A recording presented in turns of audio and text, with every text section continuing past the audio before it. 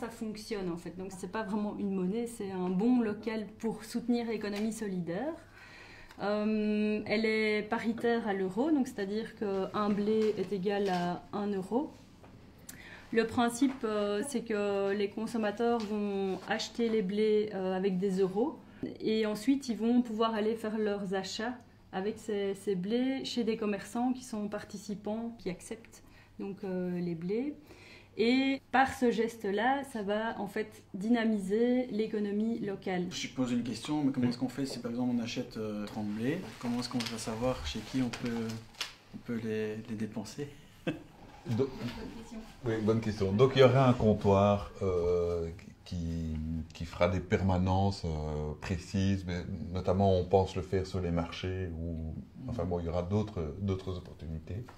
Et l'autre, c'est d'accepter qu'un commerçant vous rende la monnaie, ou bien lui dire est-ce que tu peux pas me fournir des blés et de faire l'échange avec lui en fait. Et donc les commerçants qui sont partenaires seront sur le site en fait de la monnaie.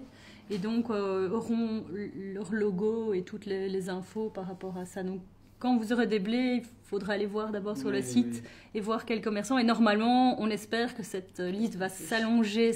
Rapidement. Elle existe déjà. Elle existe déjà. Et on aura un autocollant qu'on mettra sur vitrine et sur les caisses. Donc à l'entrée. Donc l'idée, c'est qu'on a fait un petit calcul rapide et on se dit qu'à Grey-d'Oisseau, il y a environ 15 millions d'euros qui partent par an dans l'alimentation. Donc on se dit, si on pouvait ne fût-ce que garder un peu plus d'argent de l'alimentation au sein de la commune, ça pourrait dynamiser et ça pourrait développer de l'emploi local, ça pourrait favoriser les circuits courts. Bon, on peut prendre un exemple, il y a un boucher ce matin qui disait qu'il était tout à fait d'accord pour entrer dans la monnaie locale et pour accepter utiliser les blés.